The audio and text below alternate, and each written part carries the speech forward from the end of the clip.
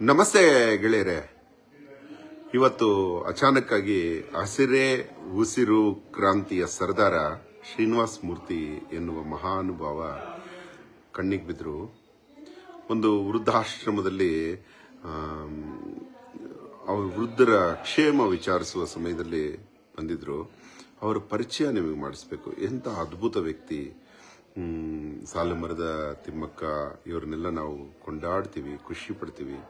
ಅಂಥವರ ಹಾದಿಯಲ್ಲೇ ನಡೆದು ಬಂದು ಅವರನ್ನೇ ಆರಾಧ್ಯವಾಗಿ ಮಾಡಿಕೊಂಡು ತೆರೆಸಾ ಮುಂತಾದ ಮದರ್ ತೆರೆಸಾ ಮುಂತಾದ ದೊಡ್ಡ ವ್ಯಕ್ತಿಗಳನ್ನೆಲ್ಲ ಇಷ್ಟಪಟ್ಟು ಜೀವನವನ್ನೇ ಸಮರ್ಪಣೆ ಮಾಡಿಕೊಂಡು ಹಸಿರಿಗಾಗಿ ಬದುಕ್ತಾ ಇರೋ ಮಹಾನುಭಾವನ್ನ ಪರಿಚಯ ಮಾಡಿಸ್ತೀನಿ ಬನ್ನಿ. ನೋಡಿ, ಬಟ್ಟೆನೂ ಹಸಿರು, ಜೀವನ ಎಲ್ಲ ಹಸಿರು. ನೋಡಿ, ಶ್ರೀನಿವಾಸ ಮೂರ್ತಿ ಅವರೇ, ನೀವು ನಿಮ್ಮ ಗಿಡದ ಪ್ರೇಮ ದಯವಿಟ್ಟು ನಾನಂತೂ ವರ್ಣನಾತೀತವಾಗಿ ಹೇಳ್ತೀನಿ. ಮಹಾಪ್ರೇಮ ಗಿಡ ಅಂದ್ರೆ. ಗಿಡದ ಬಗ್ಗೆ ಗಂಟೆಗಟ್ಟಲೆ ಮಾತಾಡಬಲ್ಲಂತಹ ಶಕ್ತಿ. ನಾವು ಅಖಂಡ ಭಾರತ ವೃಕ್ಷ ರಕ್ಷಾ ಮಾಡಿದೀವಿ ಅಂತ ಅನ್ಕೋತೀವಿ. ಆದರೆ ತೆರೆಯ ಮರೆಯಲ್ಲಿ ಯಾರಿಗೂ ಗೊತ್ತಾಗದ ಹಾಗೆ ಲಕ್ಷಾಂತರ ಮರಗಳನ್ನು ಇವತ್ತು ನೆಟ್ಟು ತನ್ನ ಕಣ್ಣಿಂದ ತಾನೇ ನೋಡಿ ಖುಷಿ ಪಡ್ತಾ ಇರೋ ಪದ್ಮಶ್ರೀ ಕೂಡ ಏನೂ ಇಲ್ಲ ಅವ್ರ ಮುಂದೆ. ಹಂಗೆ ಅಂತಹ ಸಾಧನೆ ಈ ಮನುಷ್ಯಂದು. ಹೇಳ್ ಬಂಗಾರ, ನಿಮ್ಮ ಒಂದು ಸಾಧನೆ ಅಂದ್ರೆ ನೀವು ಹೇಳ್ಕೊಳಕ್ ಆಗಲ್ಲ. ಆದ್ರೆ ನೀವು ಯಾಕೆ ಮರದ ಕಡೆ ಸೆಳೆತಕ್ಕೊಳಗಾದ್ರಿ? ಬೆಟ್ಟದ ಸೂರಲ್ಲಿದ್ದು ಹುಟ್ಟಿ ಬೆಳೆದು ನೀವು ಎಲ್ಲ ಇಲ್ಲಿ ಕೋಟ್ಯಾಧಿಪತಿಗಳಾಗಿದ್ದಾರೆ. ಭೂಮಿ ಎಲ್ಲ ವ್ಯಾಪಾರ ಅದು ಇದು ಮಾಡಿ ನೀನ್ ಮಾತ್ರ ಮರ ಗಿಡ ಅನ್ಕೊಂಡು ಹಿಂಗೆ ಇದೆಯಲ್ಲ ಬಂಗಾರ, ಯಾಕಪ್ಪ? ಸರ್, ನನಗೆ ಆಕ್ಸಿಜನ್ ಬಗ್ಗೆ ತುಂಬಾ ಅಭಿಮಾನ ಇತ್ತು. ಗಿಡ ಅಂದ್ರೆ ನನ್ನ ಪ್ರಾಣ. ನಾವು ಏನೋ ಮಾಡಿದ್ರೆ ಸ್ವಲ್ಪ ದಿನ ಇರುತ್ತೆ. ನೀವು ಏನೇ ಮಾಡಿ, ನೀವು ತಾಜ್ ಮಹಲ್ ಕಟ್ಟಿರ್ಬೋದು, ವಿಧಾನಸೌಧ ಕಟ್ತೀವಿ, ಕೆಂಪು ಕೋಟೆ ಇವೆಲ್ಲ ಹೇಳ್ತೀವಿ, ಅವಾಗ ಇಷ್ಟು ವರ್ಷ ಅಂತ ಲಿಮಿಟ್ ಇರುತ್ತೆ. ಆದ್ರೆ ನಮ್ಮ ಗಿಡಕ್ಕೆ ಸೂರ್ಯ ಚಂದ್ರ ಇರೋವರೆಗೂ ಯಾವತ್ತು ಗಿಡ ಮರ ಯಾರ ಕೈಲೂ ಕೊಲ್ಲಕ್ಕೂ ಅಳಿಸಕ್ಕೂ ಆಗಲ್ಲ. ಅದೊಂದು ಆಸೆ ನಾವು ಹೊತ್ಕೊಂಡು ನಾನು 40 ವರ್ಷದ ಹಿಂದೆ ಸಾಲುಮರ ತಿಮ್ಮಕ್ಕ ಜೊತೆ ಇದ್ದವನು. ನಾನು ಅಜ್ಜಿ ಅಂತ ಕರೆದು ಅಜ್ಜಿ ಆಶೀರ್ವಾದದಿಂದ ಇವತ್ತು ಇಲ್ಲಿ ತನಕ ಸರಿಸುಮಾರು 4 ಲಕ್ಷಕ್ಕೂ ಗಿಡ ನೆಟ್ಟು ದೊಡ್ಡ ಮರಗಳು ಮಾಡಿದ್ದೀವಿ. ಇನ್ನೂ ಒಂದಷ್ಟು ಮರ ಮಾಡೋ ಆಸೆ ಇದೆ.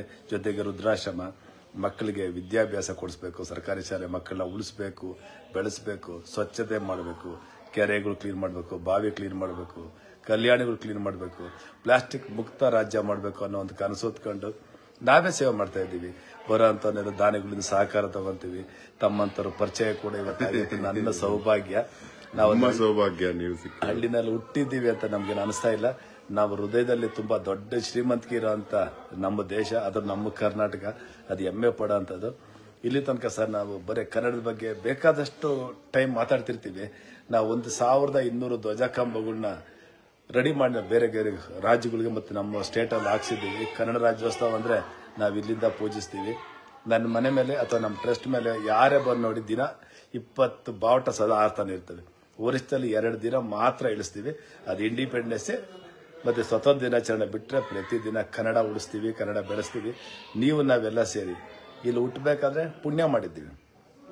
ಈಗ ನೀವು ಕನ್ನಡದ ಬಗ್ಗೆ ತಗೊಂಡ್ರೆ ಆಲ್ ಓವರ್ ಇಂಡಿಯಾದಲ್ಲಿ ಒಂದು ಸ್ಟೇಟ್ಗೆ 2 ಬಾವುಟ ಇರೋದು ನಮಗೆ ಮಾತ್ರ. ಇನ್ಯಾವುದೇ ಸ್ಟೇಟ್ಗಿಲ್ಲ.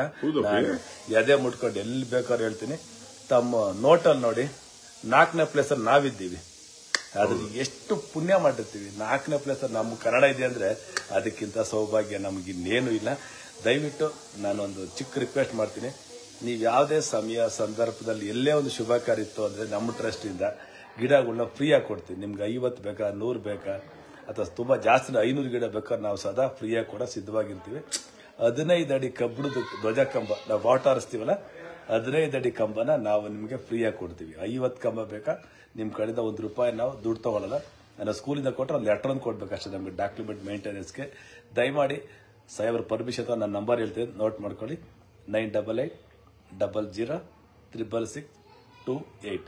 ಇಲ್ಲಿ ತನಕ 8 ಜನ ನೇತ್ರದಾನ ಮಾಡಿಸಿದ್ದೀವಿ.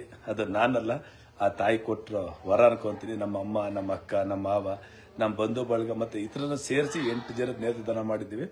ಇದೇ ತಿಂಗಳು 7ನೇ ತಾರೀಕು ಕನ್ನಡ ರಾಜ್ಯೋತ್ಸವ ಮಾಡ್ತಾ ಇದ್ದೀವಿ. 70 ಜನ ಸಾಧಕರನ್ನ, ಮಹಾನುಭಾವರನ್ನ, ಯೋಧರನ್ನ, ರೈತರನ್ನ ಮತ್ತೆ ನಮ್ಮ ಪಕ್ಕದಲ್ಲೇ ಕುಂತಿರೋಂಥ ಇಂಥ ಆಶೀರ್ವಾದದಿಂದ ಮಾಡ್ತಾ ಇದ್ದೀವಿ.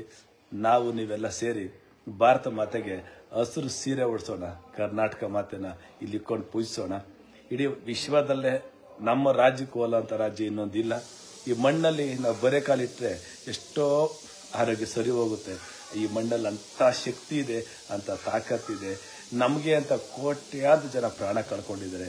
ಅದನ್ನೆಲ್ಲ ಮರೆತು ಇವತ್ತು ನಾವು ಮೋಜು ಮಸ್ತಿನಲ್ಲಿ ತೇಲ್ತಾ ಇದ್ದೀವಿ. ಬಂಧುಗಳೇ, ಸ್ವಲ್ಪ ದಿನ ಹೋದ್ರೆ ನಮ್ಗೆ ಆಕ್ಸಿಜನ್ 100% ಸಿಕ್ಕಲ್ಲ. ಸಿಲಿಂಡ್ರು ಬೆನ್ನು ಕಟ್ಕೊಬೇಕು, ಇಲ್ಲ ಸಿಲಿಂಡರ್ ಗಾಡಿ ನಾವೇ ಮಲ್ಕೊಬೇಕು ಗೊತ್ತಿಲ್ಲ. ಇವತ್ತು ನಮ್ಮೂರಲ್ಲೇ ಸಿಲಿಂಡರ್ ಹಾಕೊಂಡಿದ್ದಾರೆ ಎಷ್ಟೋ ಜನ. ಇಷ್ಟೆಲ್ಲ ಗಿಡ ಮರ ಇದ್ರು ಹಾಕೊಂಡಿದ್ದಾರೆ. ನಿಮಗೆ ಕೈ ಮುಗಿದು ಕೇಳ್ಕೊತೀನಿ, ಒಂದೊಂದು ಗಿಡ ಬೆಳೆಸಿದ್ರು ಕೂಡ ನಮ್ಮ ದೇಶ ಹಸಿರಾಗಿರುತ್ತೆ. ಅಮೇರಿಕ ಅನ್ನೋ ಒಂದು ದೇಶದಲ್ಲಿ ಒಬ್ಬ ಮನುಷ್ಯನಿಗೆ 565 ಮರ ಇದ್ದಾವೆ. ನಮ್ಮ ಇಂಡಿಯಾದಲ್ಲಿ 9 ಮರನೇ ಇರೋದು ನೋಡಿ. ಒಬ್ಬ ಮನುಷ್ಯನಿಗೆ ಈ ವ್ಯಕ್ತಿ ನಿಮ್ಮನ್ನ ವಿನಂತಿ ಮಾಡ್ತಾ ಇರೋ ಅವ್ರ ಸಾಧನೆ ಒಂದು ಹೇಳ್ಬಿಡ್ತೀನಿ. 30 ಸೆಕೆಂಡ್ ಅಲ್ಲಿ 200 ಮರ ಬೆಳೆಸಿದ ದಾಖಲೆ ಮಾಡಿದಂತ ವೀರ ತಮ್ಮ ದಾಖಲೆಗಳ ಬಗ್ಗೆ ಹೇಳ್ತಾ ಇಲ್ಲ. ಬರೀ ನೋಡಿ, ಆ ಡೌನ್ ಟು ಅರ್ತ್ ಅಂದ್ರೆ ಭೂಮಿಗೆ ಹಣೆ ಹಚ್ಚಿ ಬದುಕೋ ಈ ಮನುಷ್ಯನ ಗುಣ. ಈತನ ಕ್ಲಾಸ್ಮೇಟ್ಸ್ ಎಲ್ಲ ಕೋಟ್ಯಾಧಿಪತಿಗಳಾಗ್ಬಿಟ್ಟಿದ್ದಾರೆ ವ್ಯಾಪಾರಗಳು ಮಾಡಿ. ಆದರೆ ಈತ ಮಾತ್ರ ನಿಜವಾಗ್ಲೂ ಆಶ್ಚರ್ಯ ಆಗುತ್ತೆ. ಬರೀ ಗಿಡ ಮರ ಅನ್ಕೊಂಡೇ ಬದುಕ್ತಾ ಇದೆ. ಈ ಮನುಷ್ಯ ದೇವ್ರು ಈತ ನಿಜವಾಗ್ಲೂ ಪಾಪ. ಮಾತಾಡಿ. ಇವತ್ತು ನಮ್ಗೆ ದೇವನಲ್ಲಿ ಅಂತ ಕೂಡಲೇ ಜನ ಎದ್ದು ನಿಂತ್ಕೊಂತಾರೆ. ತುಂಬಾ ಡೆವಲಪ್ಮೆಂಟ್ ಆಗಿದೆ, ತುಂಬಾ ಚೆನ್ನಾಗಿದೆ ಅಂತ. ಅಲ್ಲಿ ನಮ್ಮ ಕನ್ನಡದವ್ರು ಯಾರೊಬ್ರು ಡೆವಲಪ್ಮೆಂಟ್ ಆಗಿಲ್ಲ, ಆಗೋದು ಇಲ್ಲ. ಅಲ್ಲಿಂದ ಹೊರಗಡೆಯಿಂದ ಬಂದು ಟಾಪಲ್ಲಿದ್ದಾರೆ. ಇವತ್ತು ಅಲ್ಲಿ ಬಡತನ ಕಿತ್ಕೊಂಡು ತಿಂತಾ ಇದೆ. ನಿಮ್ಮಿಂದ ಏನಾಯ್ತು ಅಂದ್ರೆ ಅನುಕೂಲ ಇದ್ರೆ ವೃದ್ಧಾಶ್ರಮ, ಅನಾಥಾಶ್ರಮ, ಸರ್ಕಾರಿ ಶಾಲೆ ಮಕ್ಕಳಿಗೆ ನೀವು ಸ್ವಲ್ಪ ಕೈ ಹಿಡಿದ್ರೆ ಅವ್ರ ಮುಂದೆ ನಮ್ಮ ದೇಶನ ಕಾಪಾಡ್ಕೊಂತಾರೆ. ವಿದ್ಯಾವಂತರಾದಾಗ ಅವ್ರ ಓಟ್ ಮಾರೋದಕ್ಕೂ ಅಲ್ಲ, ಯಾರಿಗೆ ಹಾಕ್ಬೇಕು ಅನ್ನೋ ಯೋಚನೆ ಬರುತ್ತೆ. ಅವಾಗ ನಮ್ಮ ದೇಶ ನಮ್ಮ ಕಂಟ್ರೋಲ್ ಇರುತ್ತೆ. ಹಿಂದೆ ನಾವು ಚಿಕ್ಕ ಚಿಕ್ಕದಕ್ಕೆ ಆಸೆ ಬಿದ್ದು 800 ವರ್ಷ ನಮ್ಮ ದೇಶನ ತಗೊಂಡಾಗ ಅಡ ಇಟ್ಬಿಟ್ಟು ನಾವು ಅವತ್ತು ಮಹಾನ್ ಭಾವರು ಹುಟ್ಟಿದ್ರು. ನಮಗೆಲ್ಲ ಮತ್ತೆ ನಮ್ಮ ದೇಶ ನಾವು ಬಿಡಿಸ್ಕೊಟ್ರು. ಇನ್ನು ಮುಂದೆ ಅಂಥವ್ರು ಯಾರು ಹುಡ್ತಾ ಇಲ್ಲ. ದಯಮಾಡಿ ಫಸ್ಟ್ ದೇಶ, ಆಮೇಲೆ ರಾಜ್ಯ, ಆಮೇಲೆ ನಾವು ಅನ್ನೋದನ್ನ ನಾವು ಮೈಗೂಡಿಸ್ಕೊಬೇಕು. ನಮ್ಗೆ ಎಂಥ ಅವಕಾಶ ಇದ್ರು ಕೂಡ ಒಂದು ದಿನ, ವರ್ಷದಲ್ಲಿ ಒಂದು ದಿನ ದೇಶಕ್ಕೆ ಅಂತ ಹೇಳ್ರಿ, ಆ ದೇಶ ನಿಮ್ಗೆಲ್ಲ ಒಂದಿನ ಕಾಪಾಡುತ್ತೆ. ದೇಶ ಇಲ್ಲದೆ ನಾವು ಯಾರು ಇರೋಕ್ಕಾಗಲ್ಲ. ಇವತ್ತು ನಾವು ಏನೇ ಮಾತಾಡ್ಬೋದು, ಏನೇ ಮೀಡಿಯಾ ಇರ್ಬೋದು, ಏನೇ ಇದ್ರೂ ಕೂಡ ನಿಜವಾಗಿರೋದು ನಮಗೆ ಪುಣ್ಯ ಇಲ್ಲಿ ಹುಟ್ಟಿದ್ದೀವಿ. ನಾವು ಅವರು ಸರಿ ಇಲ್ಲ, ಇವರು ಸರಿ ಇಲ್ಲ ಅನ್ನೋದು ಬಿಟ್ಬಿಟ್ಟು ನಾವು ಸರಿ ಇದ್ದೀವಿ ಅನ್ನೋದಕ್ಕಿಂತ ನಾವೇನ ಇಷ್ಟು ಕೊಟ್ಟೋಗೋಣ. ನಾವು ಎತ್ಕೊಂಡು ಹೋಗೋಕ್ಕಾಗಲ್ಲ. ನಾವೆಲ್ಲರೂ ಪುನೀತ್ ರಾಜ್ಕುಮಾರ್ನ ತುಂಬ ಆದರ್ಶ ದೇವರು. ಆದರೆ ಅವರು ದೊಡ್ಡ ಸಾಧನೆ ಮಾಡಿದ್ದಾರೆ. ನಾವು ಅವರಷ್ಟು ಮಾಡೋಕ್ಕಾಗಲ್ಲ. ಅಂದರೆ ಒಬ್ಬ ಮನುಷ್ಯನ ವಿದ್ಯಾವಂತನ ಮಾಡೋಣ, 5 ಗಿಡ ನೆಡೋಣ, ಒಂದು ಆಶ್ರಮಕ್ಕೆ ನಿಮ್ಮಿಂದ ಏನಾಗುತ್ತೋ ಆ ಸಪೋರ್ಟ್ ಮಾಡಿ. ಸರ್ಕಾರಿ ಶಾಲೆ ಮಕ್ಕಳಿಗೆ ಸಹಕಾರ ಕೊಡಿ, ಸಪೋರ್ಟ್ ಮಾಡಿ. ಅನ್ನಸರಿಗೆ ಏನೇನೋ ಮಾಡಿ ವೇಸ್ಟ್ ಮಾಡೋದಕ್ಕೆ ಹೋಗ್ಬೇಡಿ ಬಂಧುಗಳೇ. ಮುಂದೆ ನಾವು ಯಾರು ಉಳಿಯೋದಕ್ಕಾಗಲ್ಲ. 40 ಡಿಗ್ರಿ ಮೇಲೆ ಕ್ರಾಸ್ ಆಯಿತು ಅಂದರೆ ನಾನಲ್ಲ, ಯಾವುದೇ ಪಕ್ಷಿ ಪ್ರಾಣಿಗಳು ಕೂಡ ಉಳಿಯಲ್ಲ. ದಯಮಾಡಿ ಪ್ರತಿಯೊಬ್ಬರು ಸರ್, ನಿಮ್ಮ ಊಟದ ಹಬ್ಬ ಇದೆಯಾ, ಗಿಡ ನೆಡಿ. ಅಪ್ಪ ಅಮ್ಮಂದಿನ ಪುಣ್ಯ ಸ್ಮರಣೆ ಇರ್ತಾ, ಗಿಡ ನೆಡಿ. ಏನೇ ಕಾರ್ಯಕ್ರಮ ಇರಲಿ ಗಿಡ ನೆಡಿ ಸರ್. ಗಿಡ ಕೊಡೋಕೆ ನಾವು ಸದಾ ಸಿದ್ಧವಾಗಿರ್ತೀವಿ. 365 ದಿನ ಕೂಡ ನನ್ನ ನಂಬರ್ ಆನ್ ಆಗಿರುತ್ತೆ. ನೀವು ಎಷ್ಟೊತ್ತಲ್ಲೇ ನಮ್ಮ ಫೋನ್ ಮಾಡಿ, ನಾನು ಫೋನ್ ತೆಗೆಯಕ್ಕೆ ರೆಡಿ ಇದ್ದೀನಿ. ಇದು ನಮ್ಮ ಸೌಭಾಗ್ಯ. ಭಾರತದಲ್ಲಿ ಹುಟ್ಟಿದ್ದೀವಿ ಅಂದರೆ ಅದು ಪುಣ್ಯ ಪುಣ್ಯ ಪುಣ್ಯ. ಬೇರೆ ಆಪ್ಷನ್ ಯಾರಿಗೂ ಕೊಟ್ಟಿಲ್ಲ. ಆ ದೇವರು ನಮಗೆ ಕೊಟ್ಬಿಟ್ಟಿದ್ದಾನೆ. ನಾವು ಅದನ್ನು ಸರಿಯಾಗಿ ಬಳಸ್ಕೊಳ್ಳದೆ ಕಾಲಹರಣ ಮಾಡ್ತಿದ್ದೀರ, ಟೈಮ್ ವೇಸ್ಟ್ ಮಾಡ್ಕೊಂಡು ಕೂತಿದ್ದೀವಿ, ಎಲ್ಲೆಲ್ಲೋ ಓದ್ತೀವಿ. ಇಲ್ಲಿರೋ ಒಂದು ಚಿನ್ನ, ನಾನು ನಿಮ್ಗೊಂದು ಚಿಕ್ಕದ ಒಂದು ಮಾತಾಡಿ ತಪ್ಪಿಕೊಂಬೇಡಿ. ನಾವು ಬಳಸೋ ಪ್ರತಿ ವಸ್ತು ಇರೋದು ಮಣ್ಣಲ್ಲೇ. ನಿಮಗೆ ಪ್ಲೇಟ್ ಇರ್ಬೋದು, ಹೆಲಿಕಾಪ್ಟರ್ ಇರ್ಬೋದು, ನಾವು ಬಳಸೋಲ್ಲ ಮೊಬೈಲು, ಮಣ್ಣಲ್ಲಿ ಬಿಟ್ಟರೆ ಬೇರೆ ಎಲ್ಲೂ ನಮ್ಗೇನು ಸಿಗ್ತಾ ಇಲ್ಲ. ಆ ಮಣ್ಣನ್ನು ನಾವು ಹಾಳು ಮಾಡ್ತಾ ಇದ್ದೀವಿ. ನಮ್ಮ ಅಯೋಗ್ಯತನ ಹೆಂಗಿದೆ ಅಂದರೆ 100 ಸೈಟ್ ಮಾಡಿದ್ರೆ 100 ಸೈಟಲ್ಲೂ ಬೋರ್ ಆಗ್ತಾ ಇದ್ದೀವಿ. ಭೂಮಿ ತಾಯಿ ಒಂದ್ಸರಿ ಒದ್ರಿದ್ರೆ ಎಲ್ಲಿರ್ತೀವಿ ನಾವು? ಎಲ್ಲಿರ್ತೀವಿ ಸರ್? 100 ಸೈಟ್ ತಗೊಂಡ್ರೆ 100 ಸೈಟ್ಗೆ ಒಂದು ಪರ್ಸನಲ್ ಬೋರ್. ಭೂಮಿ ಏನಾಗುತ್ತೆ? ಗ್ರೇಟ್ ಅಪ್ಪ, ದಯಮಾಡಿ ಸರ್, ಇಂಥ ಮಾತುಗಳು, ಬಂಗಾರದ ಮಾತುಗಳು. ನೋಡಿ, ಈ ಹುಡುಗ ಒಂದು ಮಾತು ಹೇಳಿದ್ರು. ಏನಂದ್ರೆ, ಕರ್ನಾಟಕ ಎಷ್ಟು ಸಿರಿವಂತ ರಾಷ್ಟ್ರ ಅಂದ್ರೆ ಭಾರತದಲ್ಲಿ ಅತ್ಯಂತ ಹೆಚ್ಚು ಸಿರಿವಂತ ರಾಷ್ಟ್ರ, ಹೈಯೆಸ್ಟ್ ಟ್ಯಾಕ್ಸ್ ಪೇಯರು. ಆದರೆ ಕರೆಕ್ಟಾಗಿ ನಾವು ಟ್ಯಾಕ್ಸ್ ಕಟ್ಟಿದ್ರೆ ಎಲ್ಲರೂ ಮಿನಿಸ್ಟರ್ಸ್ ಕರೆಕ್ಟ್ ಕರೆಕ್ಟಾಗಿದ್ರೆ, ನಮ್ಮ ಸರ್ಕಾರ ಯಾವುದೇ ಕರಪ್ಷನ್ ಇಲ್ಲದೆ ನಡೆದ್ರೆ ಭಾರತದ ಟೋಟಲ್ ಆರ್ಮಿ ಖರ್ಚು ನಾವು ಕರ್ನಾಟಕದಿಂದ ಕೊಡ್ಬೋದು. ಅಷ್ಟು ಸ್ಟ್ರಾಂಗ್ ಇದೆ ನಮ್ಮ ಕರ್ನಾಟಕ. ಇಂಡಸ್ಟ್ರಿಯಲ್ಲಿ ಕಾಡಿನ ನಾಡು, ಇಂಟೆಲಿಜೆನ್ಸ್.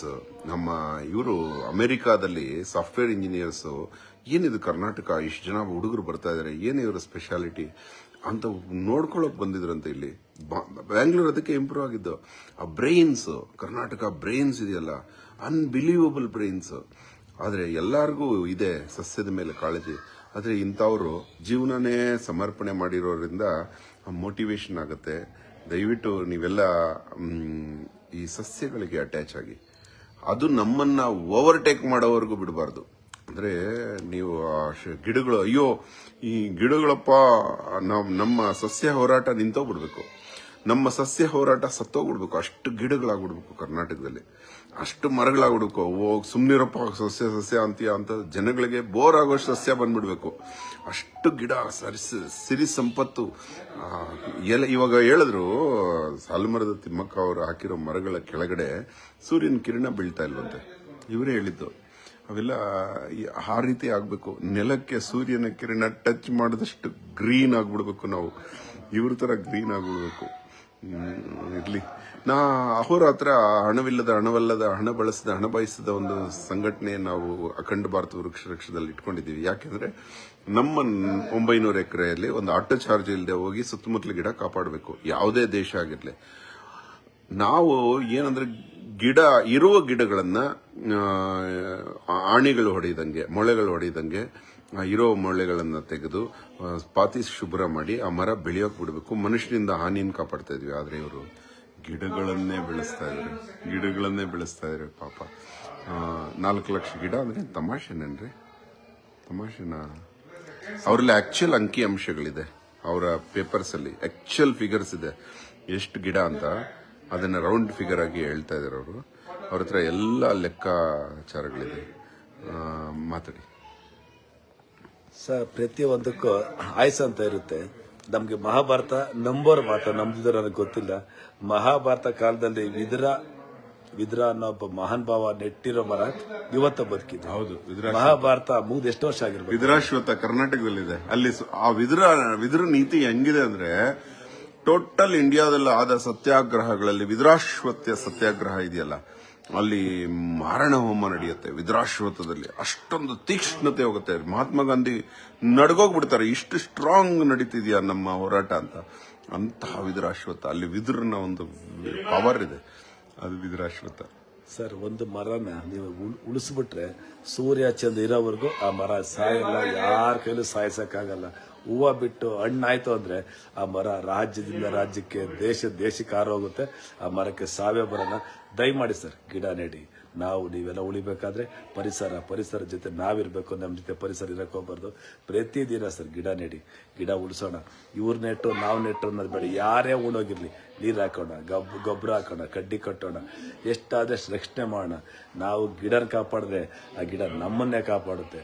ದಯವಿಟ್ಟು ನಾವೆಲ್ಲರೂ ಸೇರಿ ಭಾರತ ಮಾತೆಗೆ ಸರ್ ಮತ್ತೊಮ್ಮೆ ಹೇಳ್ತೀನಿ, ಹಸಿರು ಸೀರೆ ಉಳಿಸೋಣ. ನಾವು ನಿಮ್ಮ ಜೊತೆ ಕೈ ಜೋಡಿಸ್ತೀವಿ ಸರ್. ಊರು ಯಾವುದೇ ಆಗಿರಲಿ. ನಾನು ಇಲ್ಲಿವರೆಗೂ ಆಂಧ್ರ, ತಮಿಳುನಾಡು, ಕರ್ನಾಟಕ 3 ಸ್ಟೇಟಲ್ಲೂ ಕೆಲಸ ಮಾಡಿದ್ದೀನಿ. ಇನ್ನೂ ನನಗಿಂತ ಮಹಾನ್ ಭಾವ ಸಿಕ್ತು ಅಂದ್ರೆ ತುಂಬಾ ದೂರ ಹೋಗಿ ಸೇವೆ ಮಾಡಿ ಆಸೆ ಇದೆ. ಗುರುಗಳೇ, ಈ ನಂಬರ್ ತಗೊಳ್ಳಿ ದಯವಿಟ್ಟು. ನಾವು ನಿಮ್ಮ ಜೊತೆ ಇರ್ತೀವಿ. ಮಹಾನುಭಾವರು. ಆಕ್ಚುಲಿ ಗಿಡಗಳಿಗೆ ಇವ್ರ ರೀತಿನೂ ಮಾಡಬಹುದು. ಗಿಡಗಳಿಗೆ ನಮ್ಮ ಪ್ರಧಾನ ಮಂತ್ರಿ ಮಾಡಿರೋ ಫ್ರೀ ಗ್ಯಾಸ್ ಮಾಡಿ 1920 ಕಾಡುಗಳು ಮತ್ತೆ ಮರಳಿ ಬಂದಿದೆ. 1920 15ರಿಂದ 20 ಕೋಟಿ ಇತ್ತು ಇಂಡಿಯಾ ಪಾಪ್ಯುಲೇಷನ್. 1948 ಅಲ್ಲಿ 30 ಕೋಟಿ ಇತ್ತು. ಇವತ್ತು 130 ಕೋಟಿ ಆಗಿದೆ. ಆದ್ರೆ ಆವತ್ತು 1920 ಯಾವ ಹಳ್ಳಿ ಕಾಡುಗಳಲ್ಲಿ ಹುಳಿಗಳಿದ್ವು ಹಂಗಾಗಿದೆ. ಬರೀ ಗ್ಯಾಸ್ ಫ್ರೀ ಆಗಿ ಕೊಟ್ಟಿದ್ದಕ್ಕೆ. ಇನ್ನು ನಮ್ಮಂತವ್ರು ಮಾಡಿರೋ ಈ ಕೆಲಸ, ಗಿಡ ಕಾಪಾಡೋ ಕೆಲಸ, ಮಳೆ ತೆಗೆಯೋದು, ಸ್ವಚ್ಛ ಮಾಡೋದು, ನೀಟಾಗಿ ಮರ ಬೆಳೆಯಂಗ್ ನೋಡ್ಕೊಳ್ಳೋದು, ಪಾಂಪ್ಲೆಟ್ ಹೊಡಿತಾ ಇರೋದು, ಇಷ್ಟು ಮಾಡೋದ್ರಿಂದನೂ ಬೆಳೆದಿದೆ. ಆದ್ರೆ ಇವರು ಅದಕ್ಕೆ ಮೀರಿ ಮಾಡ್ತಾ ಇದಾರೆ, ಬೆಳೆಸ್ತಾ ಇದಾರೆ. ಎನರ್ಜಿ ಎಷ್ಟಿರ್ಬೇಕು, ತಮಾಷೆ ಅಲ್ಲ. ಒಂದು ಗಿಡ ನೆಡಬೇಕು ಅಂದ್ರೆ ಎನರ್ಜಿ ಎಷ್ಟಿರ್ಬೇಕು. ಅದನ್ನು ಕಾಪಾಡಿಕೊಂಡು ಬರ್ತಾರೆ. ಅವ್ರು ನೆಟ್ಟಿರೋ ಜಾಗದಲ್ಲೆಲ್ಲ ಸರ್ವೆ ಮಾಡ್ತಾರೆ ಇವರು. ನಾನು ಇಂಥ ಕಡೆ ನೆಟ್ಟಿದ್ದೀನಿ, ಈ ಮರ ಬೆಳೀತಾ ಇದೆಯಾ ಅಲ್ವಾ ಅಂತ ನೋಡಿಕೊಂಡು. ಆದರೆ ಈ ವ್ಯಕ್ತಿದೊಂದು ಸಾತ್ವಿಕ ಹೋರಾಟ ಇದೆ. ಯಾವತ್ತೂ ತೀಕ್ಷ್ಣತೆ ಇಲ್ಲ, ಒರಟಿಲ್ಲ, ಯಾವುದೇ ವಿಚಾರಕ್ಕೂ ಜೈಲ್ ಸೇರಿಲ್ಲ, ಯಾವುದೇ ವಿಚಾರಕ್ಕೂ ನಗುನಗುತ್ತಾನೆ ಎಲ್ಲ ಸಾಲ್ವ್ ಮಾಡ್ಕೊಂಡು ಬರ್ತಾರೆ ಈ ವ್ಯಕ್ತಿ. ತುಂಬಾ ತುಂಬಾ ಧನ್ಯವಾದ. ಶ್ರೀನಿವಾಸ ಮೂರ್ತಿ ಹಸಿರು ಕ್ರಾಂತಿಯ ಜೊತೆ ಹಸಿರು ಮನುಷ್ಯ. ಇವ್ರ ಮನೇಲಿ ಕೂಡ ಹಸಿರು ಬನೀನೇ ಹಾಕೋತಾರೆ. ಅಹೋರಾತ್ರ. ಧನ್ಯವಾದ.